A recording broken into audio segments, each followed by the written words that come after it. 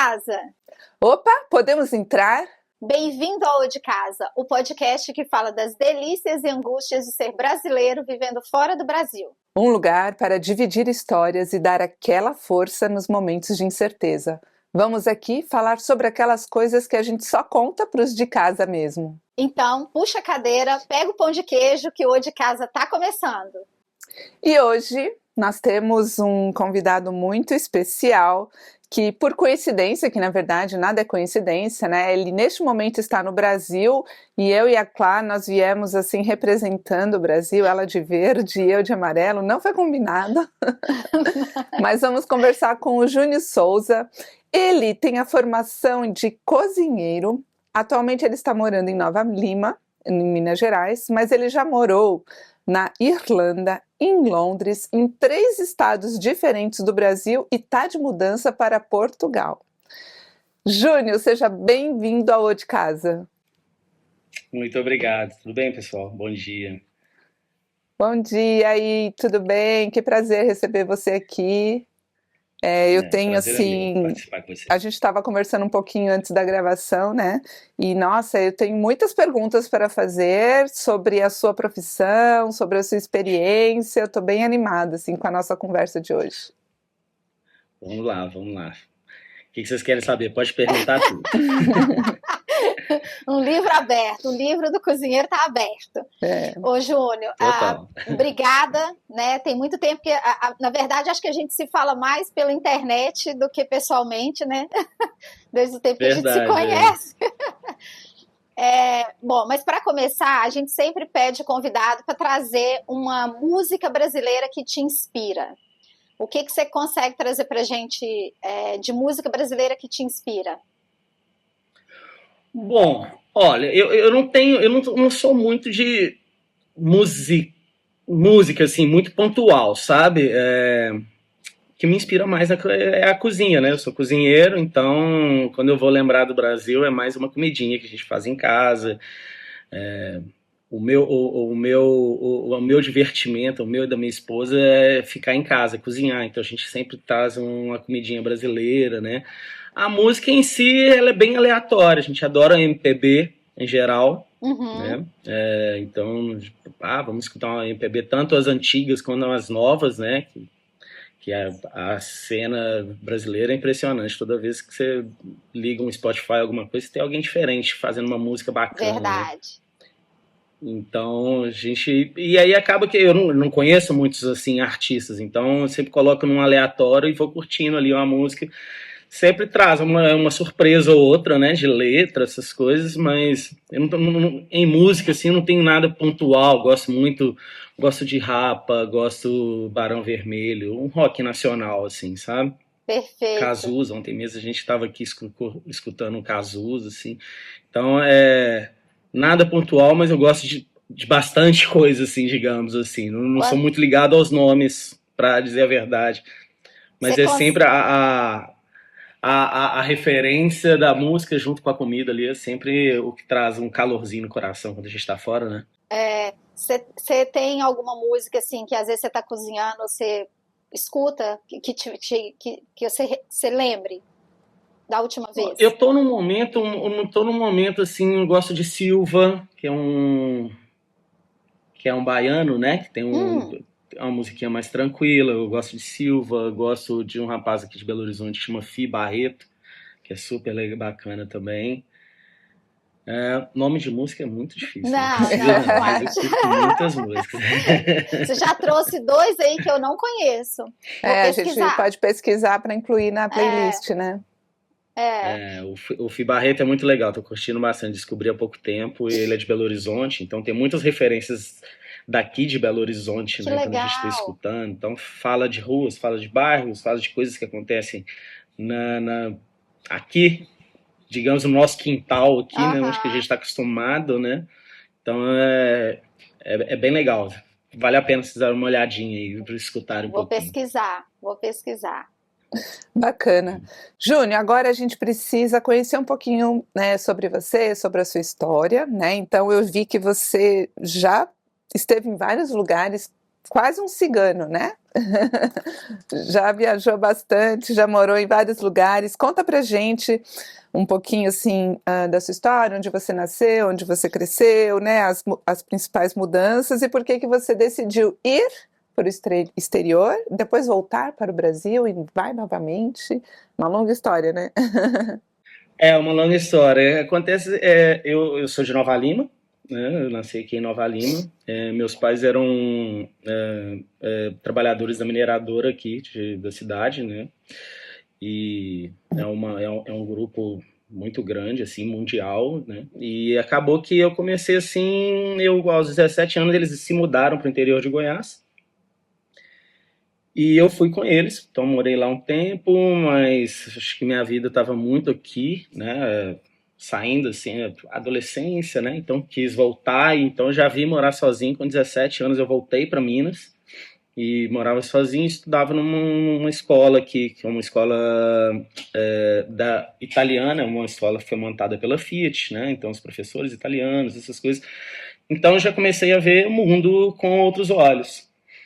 Mas como todo brasileiro, a maioria, né, muitos brasileiros, meu sonho era jogar futebol. Então eu comecei, não tinha muito, estudava, jogava bola, mas nunca pensei muito, tinha essa vontade de ir para fora, mas não foi, assim, não levei muito a sério esse sair do Brasil, a não ser que se fosse nesse embalo de jogar futebol. E eu tive um convite para estudar numa universidade de Marshalltown, aí nos Estados Unidos.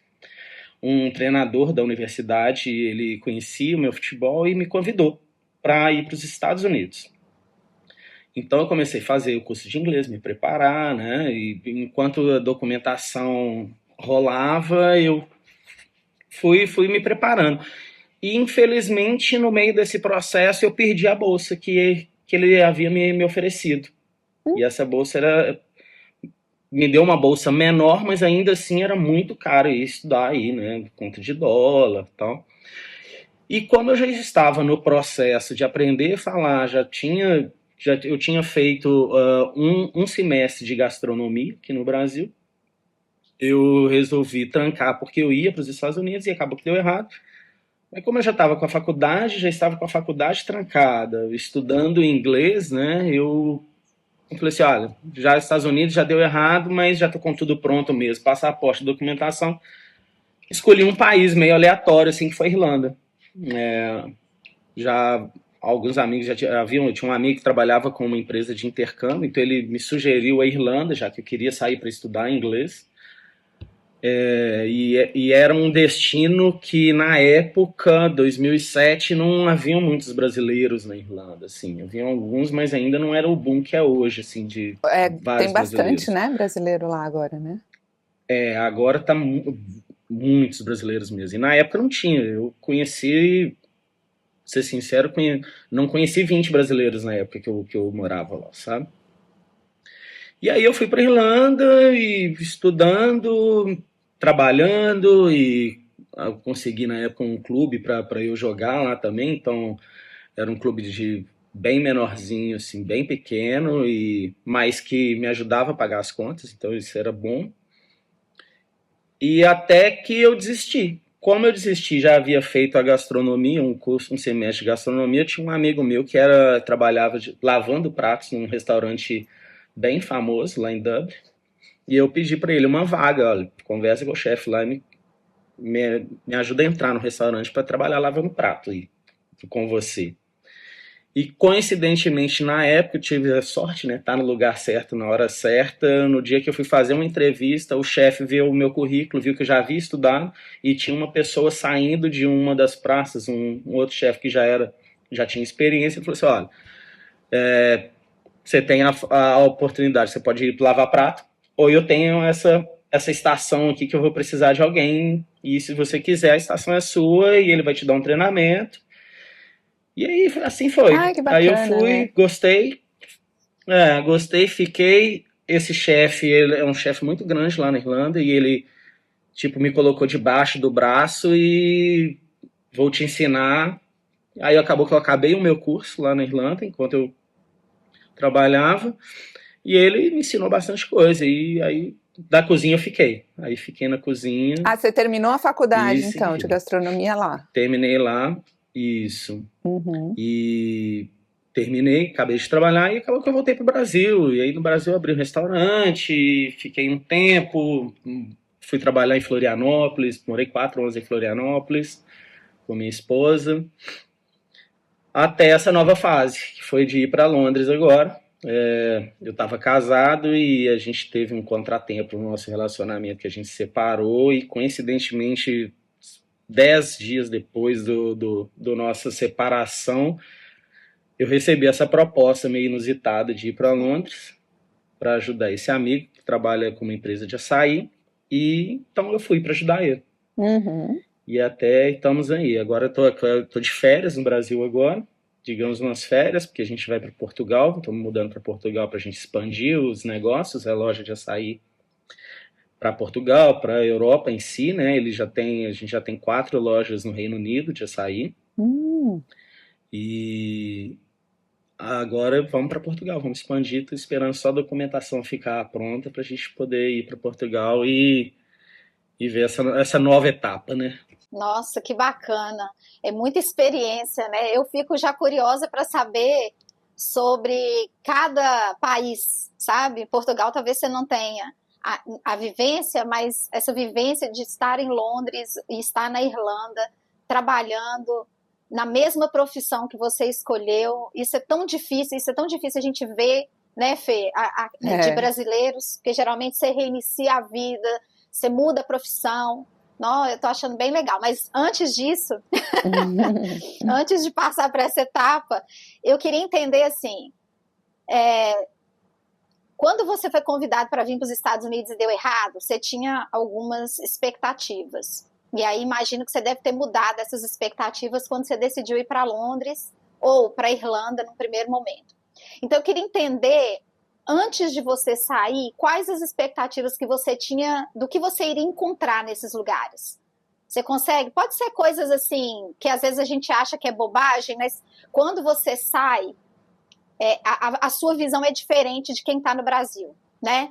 Então, antes de você sair, por exemplo, quando o Júnior foi para Londres, foi na mesma época que eu estava me mudando para cá, para Minnesota.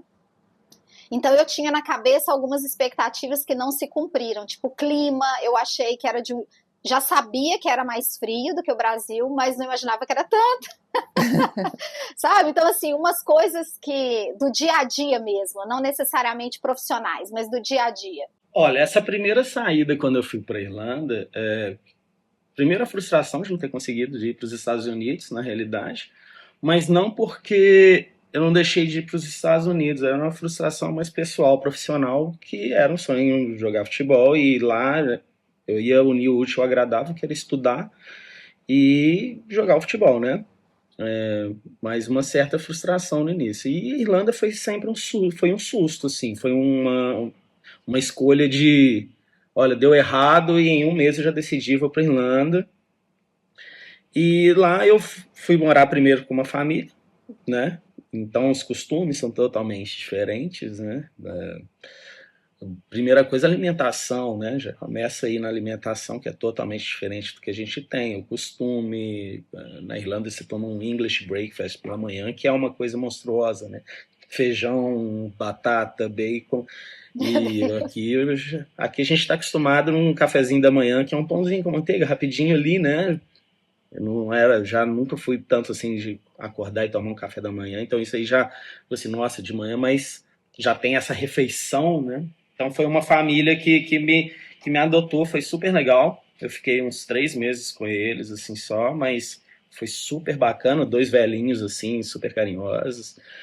E o clima, Irlanda chove, né? Todos os dias, na realidade. Nossa. Então, tem até uma brincadeira que a gente tem lá tem 15 dias de verão, né? 15 dias sem chuva apenas no verão, o resto todos os dias chove.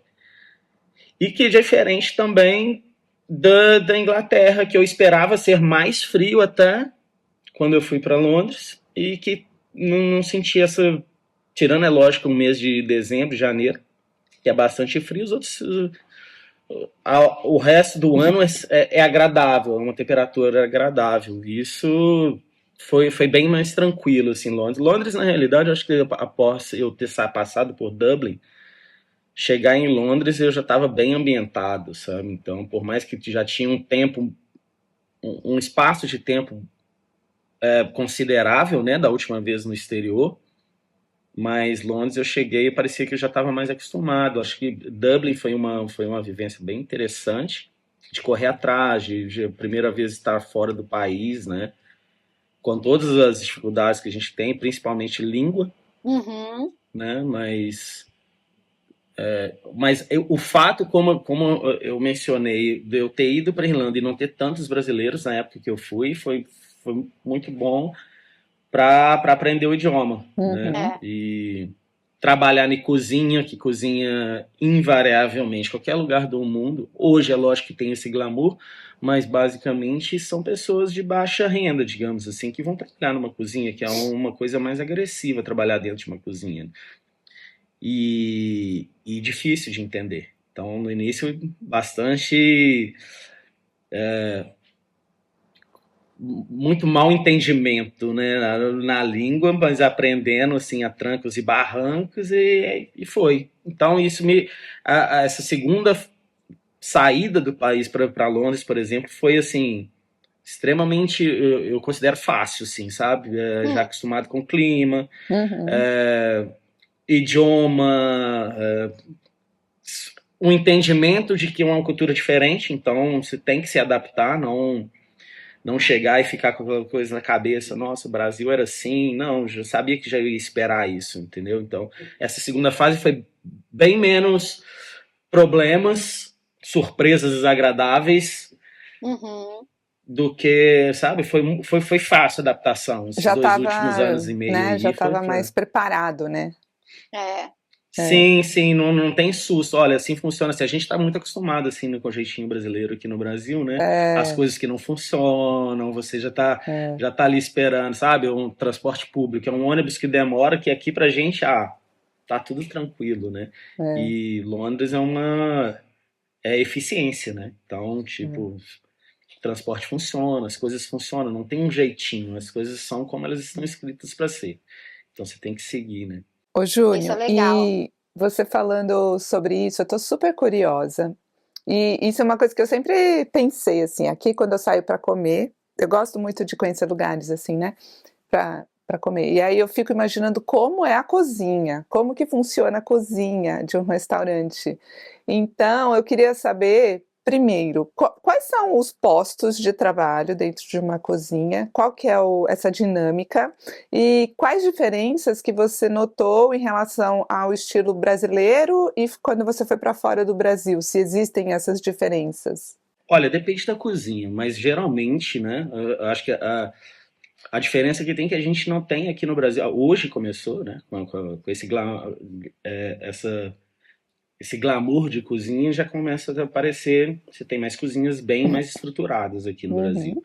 Mas a principal diferença é a organização. A cozinha ela foi criada na época, foi normatizada na época de guerra, né? Então você trata a cozinha como se fosse um pelotão de exército, por exemplo. A gente chama a equipe de cozinha, a gente chama de brigada de cozinha, né? Então vem lá do exército. Então existe hierarquia, setorização.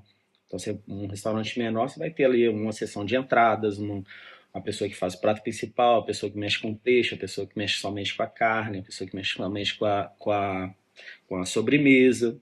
No Brasil era um pouco mais descoordenado isso. Mas hoje em dia você já vê essa setorização, até mesmo porque quem vem com essa experiência consegue passar isso para a equipe daqui, né? Então você tem muita gente que faz, o cara estuda gastronomia e esquece que aquela parte digamos, que a gente vê na televisão, né? MasterChef, essas coisas que parecem muito legal, muito fácil, muito bonito, sair na revista, essas coisas, mas a cozinha ela é bem exército mesmo. São shifts longos. Então, você não vai trabalhar numa cozinha para trabalhar 8 horas por dia, por exemplo. Você vai trabalhar numa cozinha para trabalhar de 10 a 12 horas. Nossa, sério? Eu não sabia disso. Mas, por exemplo, quando alguém... Até mais, tem gente que trabalha mais. Quando um cliente chega num restaurante e pede um prato, isso é curiosidade minha, tá? Sei lá, pede uma salada e um prato principal. Aí o garçom, ele leva esse pedido lá para dentro e como que isso se dá, a mágica? Como que isso se distribui dentro da cozinha? A salada vai para um lado, o prato principal vai para o outro, como que é isso? Essa setorização ela é importante por conta disso. Você sempre tem um head chef, que é digamos que é o chefe que dá a cara para o restaurante, né?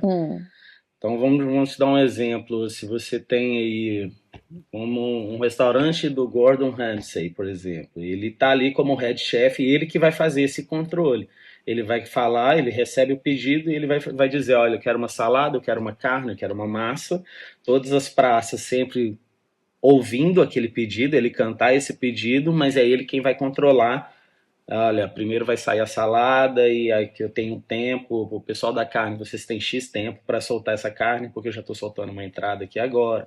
Então o head chef faz esse controle. Ele é o que menos cozinha na realidade, mas ele que coordena a cozinha, ele que é digamos assim, o capitão ali que vai coordenando, isso vai antes, isso vai depois, tem que sair agora. Cobra-se tempo, cobra qualidade, né? Ele que inspeciona, você vai fazer uma carne, ele que inspeciona qual que é a qualidade dessa carne que está saindo para ir para o cliente. Então, ele que coordena. A gente sempre tem as praças, né? Tem as seções dentro da cozinha, mas você sempre tem um head chef ali coordenando digamos, o ritmo da cozinha, né? O recebimento do pedido, a saída do pedido. Então, ele está sempre ali coordenando isso. Para isso que o head chef está ali, para coordenar tudo isso. E aí as coisas estão mais ou menos prontas? Já tem algumas coisas prontas? Sim, você tem um trabalho, né? De preparo durante o dia, né? Então, se você vai abrir um restaurante meio-dia, 7 horas da manhã, sua cozinha já está funcionando. Porcionamento, preparação, limpeza, organização. Você vai abrir só à noite, 6 horas da tarde, esse serviço já começa 1 hora da tarde, ele já começa a ser feito. 1 hora da tarde a equipe já está trabalhando dentro da cozinha para deixar tudo pronto, que acaba que na hora do serviço é finalização. Tá. Entendi. E aqui? Não, pode falar. Como? Pode falar. A hora do serviço, quando o cliente pede, quando a gente pede o prato, não é que está pronto. O prato ele não está pronto, mas ele vai ser finalizado ali.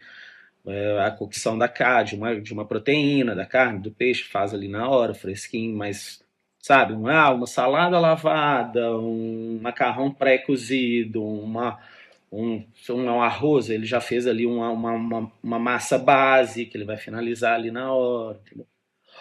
O funcionamento da cozinha ele começa no mínimo 4 a 5 horas antes de quando você vai pedir o prato. Essa é a realidade. Nossa, a gente não faz ideia, né? Mas toda profissão, eu acho que tem estereótipos, né? E não tem como deixar de falar desses programas de MasterChef.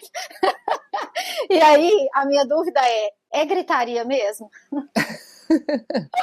É mais do que num programa, com certeza. Sério? Jura? Meu Deus! Muito mais. Muito mais. Você tem que se comunicar, você tem cobrança, o head chef, que lá geralmente ele é o mais chato, então ele tem que cobrar o time que vai sair a comida, né, o prato.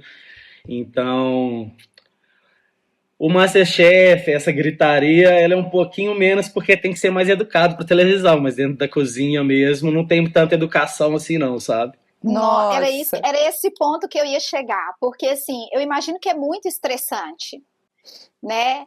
E aí você imagina assim, você tá trabalhando super estressado, falando uma outra língua, com todas as questões que nós imigrantes sentimos, porque isso a gente não consegue tirar da gente, né? Então, você tá fora do seu país, não sei, eu queria entender assim, tem hora que bate uma coisa, sei lá, um desespero? Não pode bater, esse é o problema, porque aí você tem que, concentração mesmo. Vou te falar a verdade, quem tá na cozinha, essa gritaria toda que a gente vê, acaba que ela passa despercebida, sabe? É um ambiente quase de um bullying, mas que passa despercebido, que você sabe que é normal, que ali daqui a 2 horas vai acabar o serviço, todo mundo vai lavar a cozinha, vai ajoelhar para lavar o chão e vamos tomar uma cerveja depois, tá tudo certo, no outro dia vai ser tudo de novo. Então, ninguém leva pro coração, não. É agressivo, é estressante, mas é legal. Na hora que acaba o serviço, que saiu tudo bem, não teve nenhuma reclamação, casa cheia, a cerveja desce mais gostosa, aquela pint no final do dia ali, sabe? Foco, né? Resumindo, é foco. Foco, total. É como se fosse um pronto-socorro, né? Tá todo mundo lá sob pressão. E tem que conseguir lidar, trabalhar sob pressão, né? Isso, às vezes a gente... eu tinha no meu restaurante aqui em Nova Lima, eu tinha uma cozinha aberta, né? Então todo mundo viu o que estava acontecendo dentro da cozinha. Que legal. Então, muitas das vezes as pessoas chegavam e falavam, você tá nervoso ou você tá mal-humorado? Não, de forma alguma. Eu tô focado e faz parte, né? Quando você se distrai... Porque cozinha é perigoso, né? A gente trabalha com fogo, a gente trabalha com chão molhado, a gente trabalha com faca afiada. Né? Então, às vezes 1 minuto de distração, você pode se cortar, você pode deixar alguma coisa cair, você pode cortar um do rapaz que está do lado, pode queimar uma preparação, porque você teve um tempinho ali de distração, né? Então, uma cozinha é muito foco. Mas é gostoso, é bem gostoso. É estressante, mas é gostoso. E aqui, quando, por exemplo, você falou que os trabalhos começam de 4 a 5 horas antes, né, de abrir a cozinha para o público, né? E aí vocês mais ou menos têm uma ideia do que vocês vão preparar. E o que acontece com as sobras? Isso é uma pergunta que eu tenho, assim, tipo assim, vocês se prepararam para um tanto e esse tanto não foi consumido? Como que funciona essa dinâmica, assim, de controle das quantidades? Na realidade, como te disse, tipo assim, não é uma preparação já finalizada, tá? Então, vamos supor, um macarrão. A gente faz dá uma pré-cozida nele, então fica armazenado, né? É lógico que você tem uma vida útil, mas faça comida para funcionário, para equipe, para a gente não perder, para gerar o estoque. Infelizmente, às vezes, quando ele não tem condição de manter aquele alimento, ele é dispensado. E isso entra na administração para a gente calcular o quanto que está sendo e sempre ajustar qual que vai ser essa produção no próximo dia. Olha, hoje preparamos muito arroz, mas a gente tá dispensando um monte porque não teve saída. Não, amanhã a gente vai ter que trabalhar com menos para a gente ir ajustando. E até se chegar num número correto, né? Razoável, né? Todavia, às vezes sempre tem uma surpresa. Às vezes você prepara muito e não sai. E aí, infelizmente, existe esse desperdício, mas é do business, é do game, né? Pode acontecer e pode não acontecer. Importante é nunca faltar, né? Você não pode sentar no meu restaurante e eu dizer que não tem nada, não tem algo que você escolheu no cardápio. Então, a gente a experiência vai trazendo o resultado, né? Quanto menos desperdício é porque você está aprendendo a calcular quem é seu público também. Então, verdade. Quanto que tem na casa, né? E você vê, nesse aspecto, você viu alguma diferença entre a cozinha no Brasil, na Irlanda e em Londres? Sobre essa organização ou algum procedimento que você notou diferença? Não que seja melhor ou pior, mas que é diferente. Só complementando, porque eu acho que tem 2 aspectos para a gente considerar. Um é a dinâmica de trabalho, né, que talvez, esse eu estou achando, aí você confirma, como, por exemplo, os Estados Unidos, países de origem da língua inglesa, né, eles têm uma tendência a ter ótimos processos, né, ser organizados em processos, né, melhores que os brasileiros, né? Então, eu acho que isso é um aspecto. E o outro aspecto é a qualidade do alimento, né? A qualidade de sabor, de ingrediente e tal. Nesses 2 aspectos, quais as diferenças? Legal. Bom, em termos de... a parte organizacional, concordo totalmente, mas eu acho que é uma questão de tempo, de maturação do que é a cozinha. né? A cozinha organizada, ela chegou na Europa, ela foi criada na Europa, foi criada na França e estava ali tudo perto. Então essa organização, o entendimento dessa organização para quem está dentro do processo, ele é muito mais antigo e muito mais maturado do que aqui no Brasil, que hoje que chegou isso, não hoje, tá? Mas há pouco tempo, 10 anos, que começou a chegar no Brasil o que é ser uma cozinha com esse tipo de organização, né? Então agora engatinhamos e agora está mais próximo do que seria o ideal. Tirando, é lógico, quando você tem um restaurante que vem com a chancela de grandes chefes que saíram da Europa e vieram aqui para o Brasil, eles já trazem isso, essa bagagem, e vão buscar profissionais que se adequam a essa organização.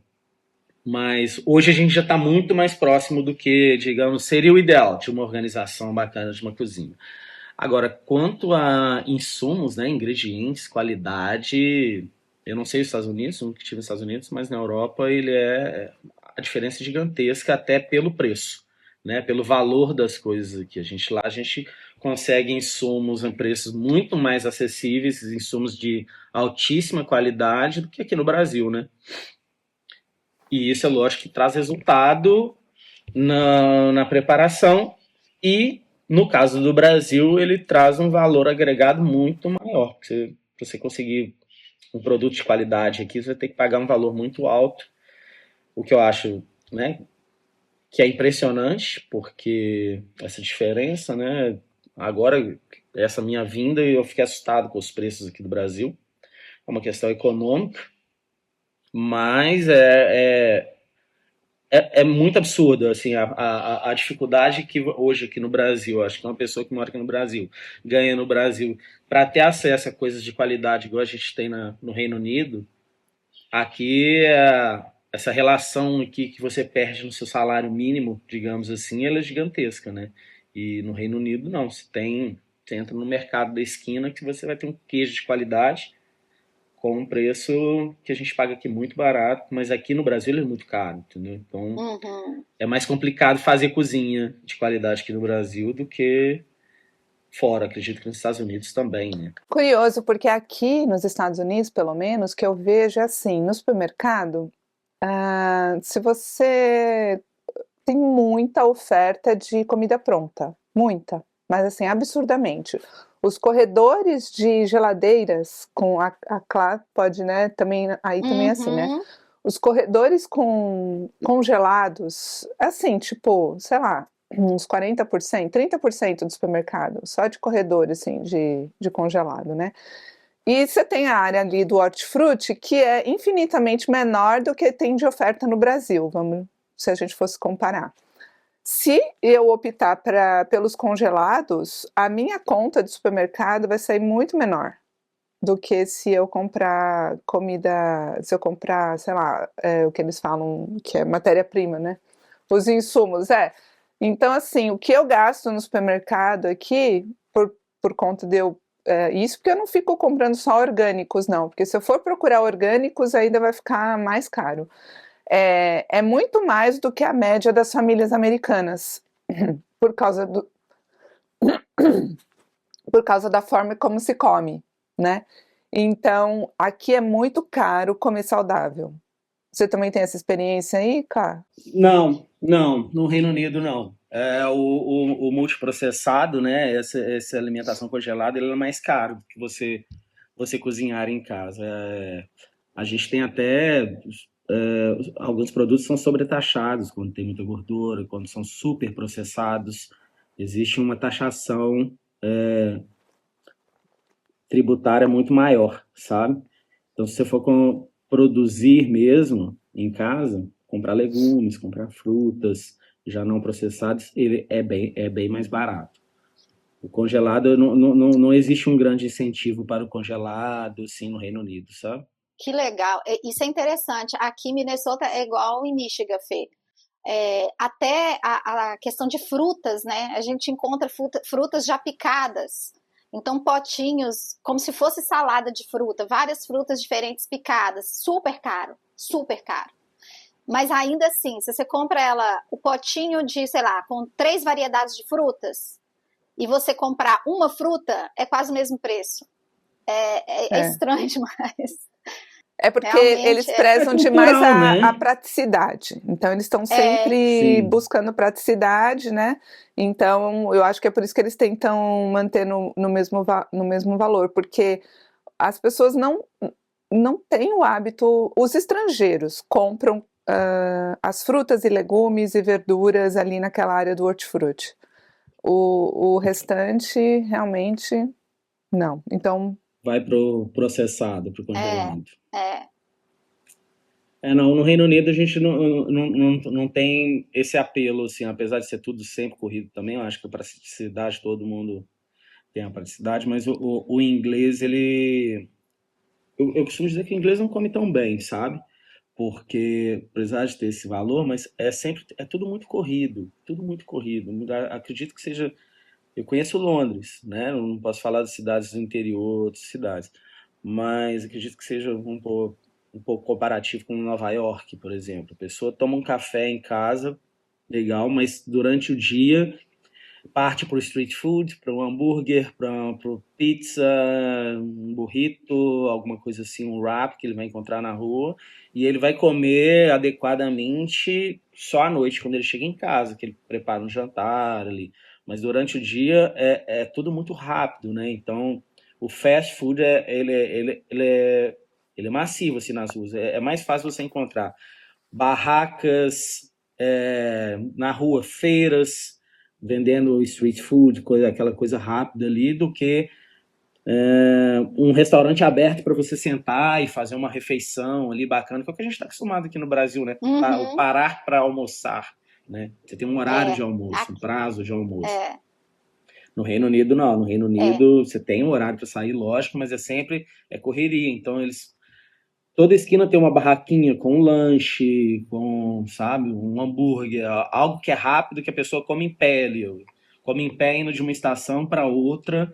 Você passa na rua nesse horário do meio-dia, por exemplo, tá? Sempre tem alguém ali fazendo alguma coisa e comendo na mão ali no meio da rua, correndo para entrar numa estação, para ir para um outro lugar, para ir para um ônibus, no ponto de ônibus, come no ônibus. Não tem o almoçar não tem esse ritual.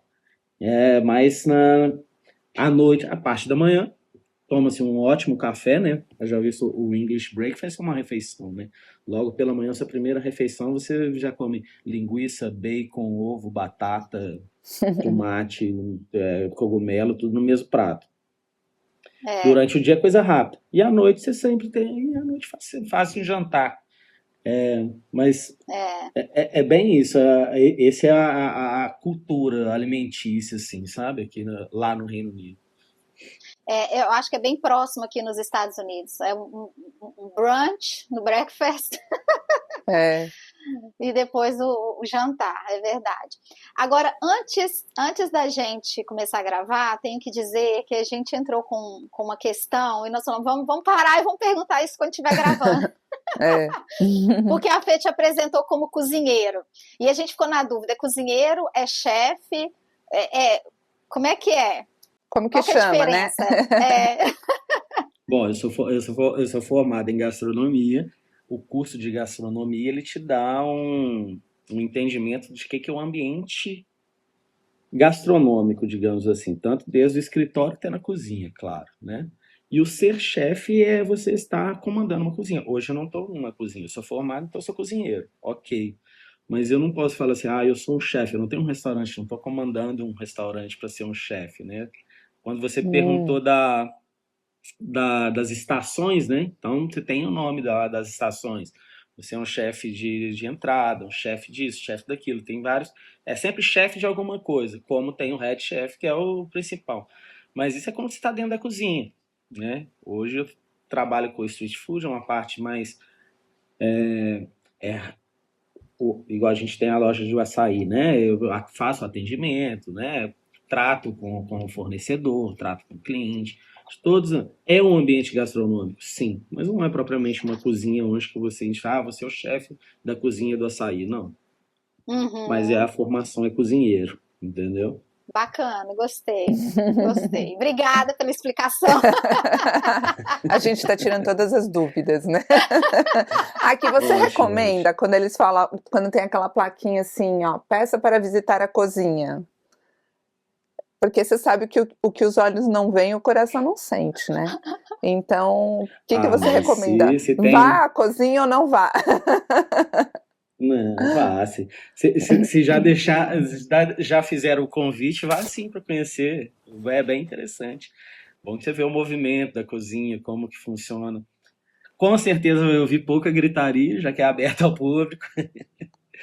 Mas é super interessante. Existem muitos restaurantes que são assim, bem fancy, assim, bem, digamos, renomados, mas você vai chegar na cozinha, a cozinha é um lixo. Então, né, é importante você conhecer a cozinha, que você vê como que a cozinha, os profissionais estão tratando do que vai no seu prato, né? Então vá assim, se tiver uma plaquinha com essa cozinha, vá. Tire 2, 3 minutinhos só para dar uma olhadinha, pelo menos, que é bem bacana. Ô, Júnior, então, agora eu queria te perguntar, dentro dessa sua vivência que você teve em Londres, na Irlanda, qual o momento mais difícil que você passou nesse processo de imigração? Você consegue recordar? Algo que te marcou? Eu acho que quando você está fora, o que acontece? Não digo que me marcou de ser tão, mas é uma angústia que se passa porque quando você está fora você não tem uma rede de apoio, né? Então, vamos supor, você está num emprego e você saiu desse outro emprego. Você tem que procurar um outro emprego. Se você está no Brasil, você tem seu familiar, que, cara, passou um mês e eu não consegui um emprego. O cara vai te ajudar, você vai, segura aqui, vou te ajudar, vou te indicar para fazer uma outra coisa que quando você está fora do Brasil, você tá meio que por si só, né? Então, tudo tem que ser para ontem também, porque você não pode ficar à mercê, né? Perdeu um emprego, você já tem que começar a procurar um outro, porque você sabe que você tem um aluguel para pagar, que você tem conta para pagar, e que se você não conseguir, não vai ter ninguém para te ajudar, né? Apesar, o Reino Unido, eu posso falar do Reino Unido, não existe uma comunidade brasileira tão unida, sabe? Então, você não tem muito, assim, a quem pedir a mão, sabe? Se precisar, é lógico que você tem seus amigos mais próximos, né? Que isso pode ajudar, pode acontecer, mas é muito mais difícil, né? Então, acho que é muito isso. Morar fora, acho que cria, de certa forma, você tem insegurança. Você não está 100% seguro de que tudo vai dar certo, né? Aquela história, né? No final vai dar certo. Você não tem essa 100%. Você acredita nisso, você corre atrás, né? O brasileiro é uma máquina para trabalhar, então você pensa assim, nossa, não vou conseguir trabalho, porque só o pessoal as pessoas gostam do brasileiro, assim, para trabalhar, né? Porque o brasileiro digamos, é pau para toda obra. Então, não tem medo de trabalho. Mas, todavia, você não tem 100% de segurança, né? Você sempre está com um pezinho atrás ali. Você não está... Digamos que você está sempre fora da sua zona de conforto quando você está fora, né? De casa, assim, do país. Você não vive uma zona de conforto plena. Quando você está com o trabalho, está tudo correndo bem, ok, bacana, mas qualquer coisa assim, vou te dar um exemplo, você fica doente. Se o cara não tá, se o indivíduo não tá ali com o inglês na ponta da língua, como é que ele vai ali no médico para explicar, cara, eu tô com uma dor assim, assim, assim, assim, né? Sabe? Passa por essas assim, essas dificuldades, a não ser que poxa, mora há 20 anos aí, né? Apesar de que eu conheci brasileiros que estão há 20 anos fora e não aprenderam a falar a língua, que eu acho que é um erro, que você está dentro, você está fora do seu país, você tem que viver também a cultura, né? Apesar que a gente escuta música brasileira, comida brasileira, tem amizade com brasileiros, é lógico, mas você tem que eu acredito, né? E isso que eu gostei de fazer nesse momento fora, é viver a cultura do local, né? Conversar com locais, aprender a língua, aprender o costume, né? Para quando você precisar, você não passar aperto, né? Então, eu acho que é bem isso. Não é uma questão pontual, mas é uma questão que eu acho que você nunca está na sua zona de conforto morando fora do seu país. Né? É verdade, você nunca está totalmente relaxado, né? Você nunca está nesse lugar. É um caso, você tem que estar um passo à frente, sempre, do problema. Apesar que você nunca sabe se o problema vai vir e quando ele vai vir, né? Mas você tem que estar preparado, porque quando vier, sabe, um simples acabou a energia da sua casa, você tem que ligar para a companhia elétrica para resolver um problema. Se você não tiver preparado para conversar, no caso de Londres, por exemplo, você tem muito cosmopolita, né? Então, se você não tentou entrar na cultura, quando você vai conversar com uma pessoa, você tem uma pessoa que é de outra cultura que está te respondendo. Você tem em comum inglês, mas é um indiano que está conversando, que aí se você não se preparou para escutar aquele sotaque, né, que é na rua, o que acontece, você não consegue conversar no telefone para você entender o que ele está te passando. E aí os mal-entendidos da vida vão acumulando, né? Você falou uma coisa que eu achei interessante aí. Você falou sobre estar em estado de alerta, né? A gente tem que estar em estado de alerta o tempo inteiro, sempre preparado para uma coisa que, se não acontecer, ótimo, mas se acontecer, que bom que eu estou preparada. Isso é cansativo, viu? Você sabe que vocês estão me lembrando, eu assisti um podcast daquele Richard, o sobrenome dele é difícil, mas ele é biólogo, é aquele das cobras, ele é famoso, que fala, sabe? E aí ele estava explicando uma coisa que agora eu conectei. Ele falou assim que foi feito um estudo por PhDs em biologia para saber porque a gente fica nessa discussão, será que para o animal é melhor ele ser tratado em casa ou no ambiente natural, sabe? Ele é mais feliz e quando ele está no cativeiro, assim, sei lá, você pega um papagaio, vamos supor, papagaio na sua casa, né, que teoricamente está fora do ambiente natural dele, a gente não tem essa discussão? Onde que ele é mais feliz? Se ele está no ambiente dele ou se ele está em casa, né? E aí esse PhD, ele fez um exame, porque o estresse, você consegue medir o estresse através de um hormônio que sai nas fezes. Quanto mais estressada qualquer pessoa, eu não vou saber os nomes, porque eu não lembro, tá? Mas assim, mais esse hormônio sai nas fezes. E aí ele começou a medir, pesquisar as fezes de um animal que está no ambiente natural, de um mesmo animal que está na casa, né, de alguém, nesse mesmo animal que está no zoológico, nesse mesmo animal que está nesses lugares de resgate de animais, para ver aonde ele está menos estressado, né? Faz sentido, né? E aí o resultado foi de que aonde ele está menos estressado é na casa, assim, tipo assim, de uma família que cuida dele. E aonde ele está com um nível de estresse maior é no ambiente natural. Por quê? Porque no ambiente natural tem o predador, sabe? Ele tem que arranjar comida para ele mesmo, ele tem que se virar. Não tem ninguém ali cuidando dele, né? Sendo que quando ele está num cativeiro, né, se ele tem um bom dono, um bom tutor, ele está sendo bem cuidado.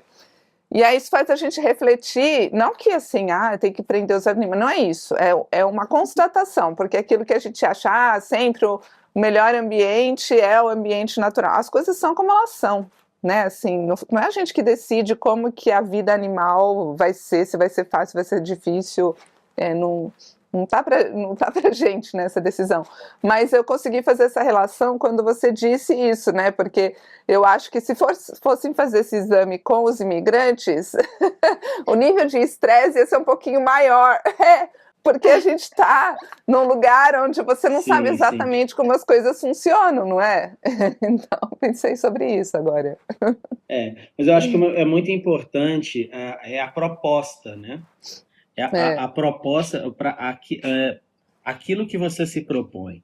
Quando você sai de casa, sai do seu país só com o objetivo assim, vou fazer dinheiro, que é o que muito imigrante pensa, né? Vou fazer dinheiro, não é vou aproveitar e ter qualidade de vida, vou fazer dinheiro. Você fica tão focado naquilo ali que você perde o seu entorno. Você não aproveita o seu entorno, você não aproveita ele.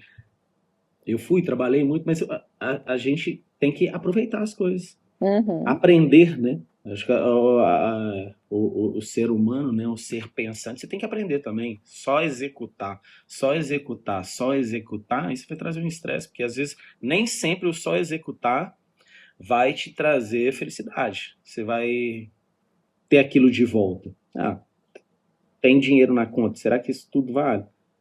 Né? Às vezes é muito bom, traz muita a liberdade quando você sai de casa e fala assim, cara, beleza, tenho dinheiro, mas eu posso gastar esse dinheiro? Eu vou chegar num restaurante e vou saber pedir o meu prato? Vou saber conversar com o garçom? Né? Vou saber contar para o meu vizinho, indicar aquele restaurante, meu vizinho? Porque às vezes quando você tem uma conversa, quando você sai, né, tá de fora, conversando em outra língua, e aí você mantém 30 minutos de conversa com o inglês, com o americano, né? E aí você volta para casa assim, nossa, tá dando efeito. Eu saí de casa, tô fazendo dinheiro e tô sabendo me comunicar. Isso traz felicidade e tranquilidade. O nível de estresse ele vai cair. Agora, se você tá proposto a só fazer dinheiro, só fazer dinheiro, só fazer dinheiro, e na hora que você fica doente, você não sabe explicar pro médico por que você tá com uma dor de cabeça, verdade. E ele te dá um remédio errado ou não te aqui, dá um eu não sei remédio, como você é que volta para casa funcionou. com uma frustração. Eu não sei como é que é em Londres e na Irlanda, mas aqui é uma coisa que me dá, que eu não gosto. Por exemplo, eu fui levar meu carro para trocar óleo. Na hora que a pessoa escuta o seu sotaque, ela chama um intérprete, ela chama alguém que fala espanhol para conversar com você. Nada contra o espanhol, mas tudo contra quem acha que a gente fala espanhol. Também, né? Porque assim, eu entendo que às vezes a pessoa pensa assim, ai, vai ser mais confortável para a pessoa falar espanhol, que ele acha que é a minha língua, né? Então ele está sendo cuidadoso, ele está sendo amigo em trazer isso. Mas eu não me sinto confortável. Eu sinto assim, eu preciso falar essa língua e você precisa me entender, então eu vou me esforçar no inglês. Então eu sempre agradeço, falo, olha, eu consigo te entender e eu posso falar mais devagar, porque a gente, né, o mineiro, claro, principalmente, esse é o caminho, né? Vai falando. Esse é o caminho. Exato. Então, assim, isso me traz um pouco de angústia, sabe? Que às vezes me irrita e às vezes eu falo, não, a pessoa tá sendo gentil, né? Mas eu nem sei por que eu falei isso. Do estresse, né? Sim, mas era outra coisa ainda que eu ia falar, mas talvez é isso. Aí eu conheço aqui também muita gente que vem com esse propósito de ganhar dinheiro e realmente não se preocupa em aprender a língua, porque para ela não faz sentido. E tá tudo bem, cada um faz o que acha que é importante. Mas eu acho que realmente você perde, é o que você falou, você perde o entorno, você perde a vivência de ir num outro tipo de local. Então, geralmente, as pessoas estão mais focadas em ir em restaurante brasileiro, o que é ótimo aqui também, ou em eventos brasileiros, ou ir atrás de prestação de serviços de brasileiro. O que, por um lado, eu acho importante, porque você fortalece a comunidade brasileira, é super importante, mas eu acho que a gente também tem que ter esse olhar para o outro, senão você perde a sua experiência estando fora do Brasil. Porque se por algum acaso você voltar para o Brasil, vão ter experiências que você não viveu e você poderia ter vivido. Para mim, isso seria uma dor, sabe? Perder oportunidades. É isso que eu queria pontuar. Aqui, não sei se é em Londres, lá em Londres é assim, mas aqui é assim, comeu no restaurante, o garçom já vem e traz a conta. Tipo assim, e ele ainda fala assim, não tem pressa não, mas bota a conta ali, né? E aí eu queria saber se tem uma diretriz interna do restaurante falando assim, gente, vamos tirar o pessoal que fica aí conversando. Se tem isso, como que funciona essa...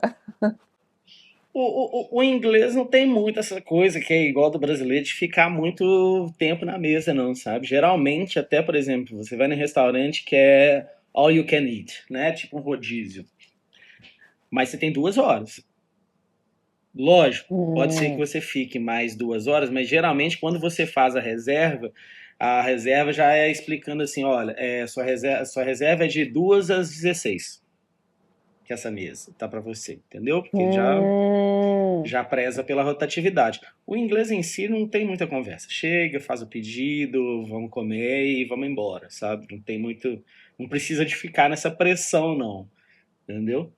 A não ser, lógico, os restaurantes brasileiros que são vários até, e que a gente sabe que o brasileiro gosta de tirar gosto, não sentar e fazer...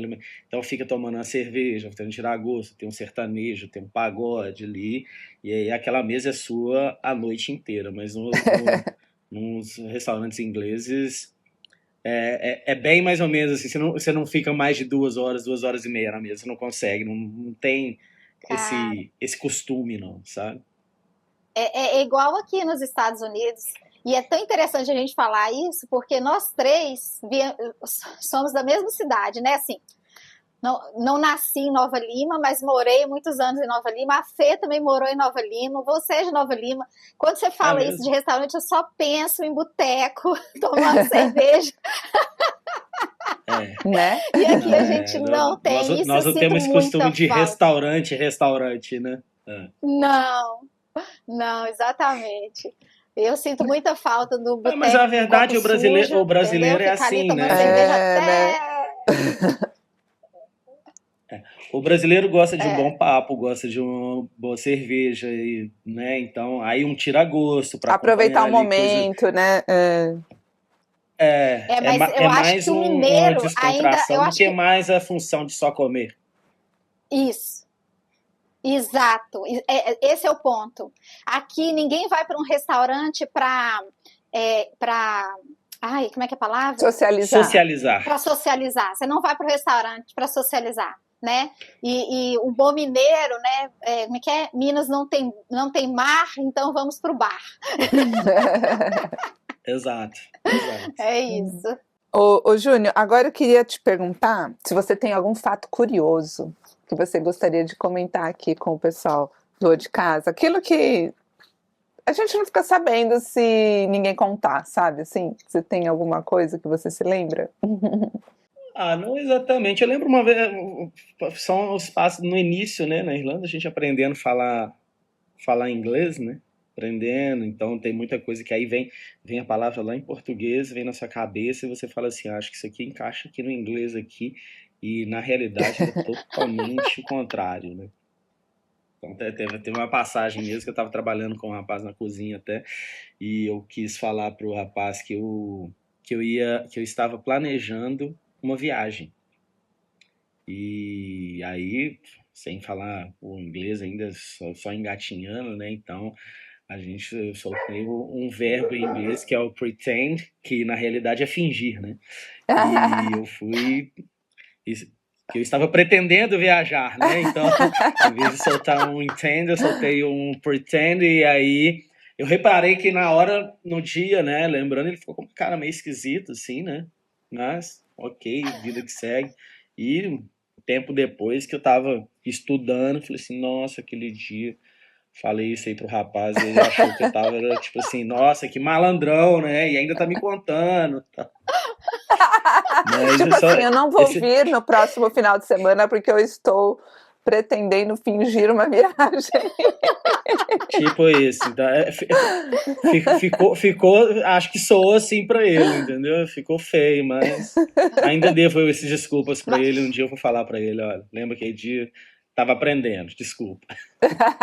Mas é que, morando em Londres, você já sabe a diferença de water em water? Water. Water. Yeah. Desculpa te fazer essa pergunta. Acaba que o sotaque a gente pega, né? É engraçado e a gente pega, né? Então... a water é uma delas, assim, não tem jeito, nunca vai. O pessoal que trabalhava comigo, aí tava minha esposa trabalhando um dia, a gente tava num evento e era minha esposa e um algeriano. E eles adoravam quando eu falava water, né? Porque pega mesmo, não tem jeito. Mas são essas, são muitas situações assim. Que a gente vai estar aprendendo quando sai de casa e vai aprendendo, né?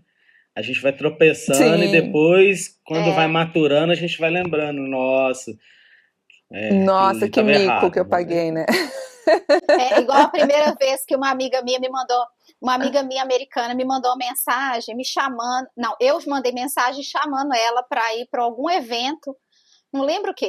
Mandei uma mensagem de texto. Falei, você quer ir? Tô te convidando. Aí ela, wow, I'm down. Aí eu liguei para ela, falei, amiga, o que tá acontecendo? Aí ela, o quê? Eu falei, você falou que você tá down? Ela, não. Aí ela começou a rir no telefone. E o que você tá rindo? Você falou que tá down, como é que você tá rindo? Ela, down significa que eu tô dentro. Eu falei, Falei, tá bom, que bom. Acontece, então tá. Mas isso é bom, isso é aprendizado, né? Aprendizado. Né? Isso é ótimo. É bom pra gente rir depois. É bom, exato, ixi, é verdade. Histórias pra contar, né?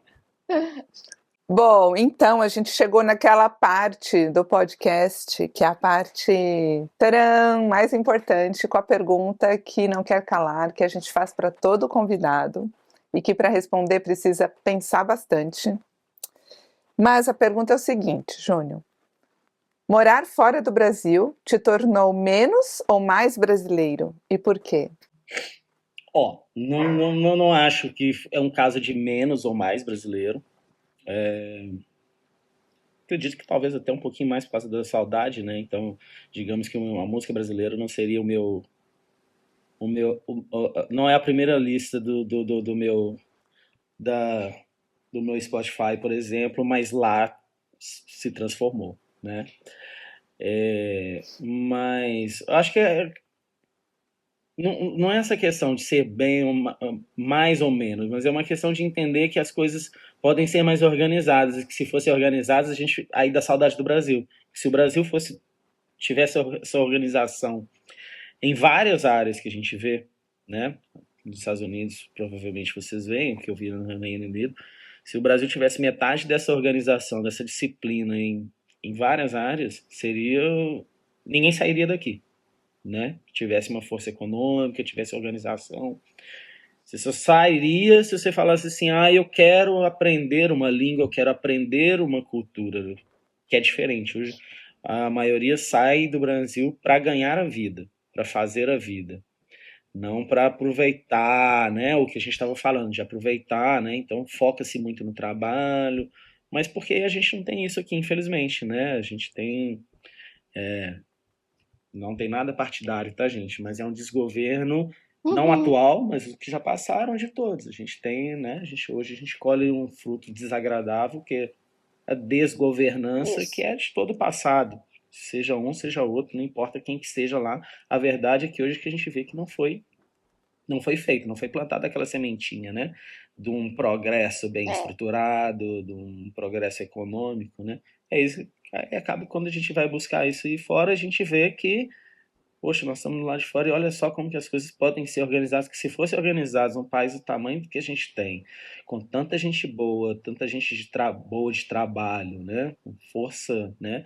A gente tem aí, sei lá, matéria-prima, a gente tem matéria-prima em várias áreas, assim, abundantes, né? E que são mal aproveitadas. Então, tipo, a gente fica com saudade e com uma certa frustração de ver que a gente não pode ter todo esse desenvolvimento fora do Brasil, aqui no Brasil, né? É bom se a gente estivesse aqui, a gente não precisava de sair, não precisava de ir pro norte da América para passar frio, não precisava de ir pro Reino Unido para passar frio, a gente tem tudo isso aqui. Tem um friozinho, vai pro sul, a gente não consegue aproveitar isso aqui, infelizmente. Nem todo lugar aqui como é que eu vou dizer assim? É viável de estar, né? Porque é bem difícil aqui no Brasil, na realidade, né? Tudo muito caro, muito mal organizado, né? Então, infelizmente, a gente só fica triste que a gente não tem todas as facilidades que a gente tem fora do Brasil, a gente não tem aqui, né? Mas, de certa forma, isso torna a gente mais brasileiro, sim, né? Pensando bem, porque a gente fica assim... a dorzinha no coração de pensar assim, nossa, podia ter tudo isso no Brasil, eu gosto tanto do meu país, e podia ter tudo isso lá, para não ter que vir aqui fazer vida aqui fora, né? Podia aproveitar lá perto dos meus amigos, da família, né? Verdade. É isso. Vamos torcer para frente que melhore, né? É isso aí. Mas olha, a gente está chegando no finalzinho do nosso podcast, do nosso episódio. E eu queria te perguntar assim, o que você falaria? Se uma frase curta, não sei, dizer uma dica para aquelas pessoas que estão pensando em sair do Brasil ou para aquelas que já estão fora do Brasil. O que você diria para essas pessoas? Para quem tá pensando aí, que vá, mas que aproveite o que a gente acabou de conversar. Aproveite a cultura. Não vá só com um objetivo definido. Aproveita. Vai conhecer gente, vai aprender a falar ali. E não é questão de aprender e fazer um curso, não, claro. É tipo fazer questão de aprender. Então, às vezes você não pode não falar, pode não fazer um curso, mas se você está de coração aberto e entendendo aquilo assim, cara, isso aqui é importante para eu aprender, você vai aprender, você vai absorver. Você vai lembrar que na segunda conversa, você vai lembrar que na primeira conversa aquele verbo apareceu. Então, na segunda você já está, olha, ele aqui de novo. E é força de vontade para aproveitar a cultura, não só para trabalhar. Trabalhar é super importante, tem que ser que é o que paga as contas e que muitas vezes as pessoas estão fazendo isso, né? Foram para fora para trabalhar. Tem que trabalhar sim, claro. E isso é maravilhoso. Mas você tem que aproveitar a cultura do lugar que tá, aproveitar a oportunidade que você está tendo de viver, sabe?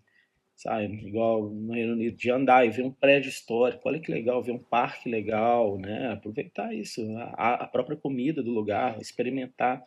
Não tem muito, mas uma culinária, esse lugar, no Reino Unido não tem uma culinária tão presente, mas tem culinária do mundo inteiro. Então vamos ali, vamos comer indiano, vamos comer, sabe? Diversificar, aproveitar a cultura. Já que saiu do Brasil, sair da zona de conforto um pouquinho, de vez em quando, e se joga. Essa é a frase. Se joga. Legal, gostei. Olha só, tem a ver com ser jogador de futebol, hein? Né? Não, mas agora é só na cozinha. Futebol só na televisão, com os amigos assistindo, tomando uma pint, mas agora é cozinha. Cozinhar coisas gostosas. Muita saída. Meu Deus.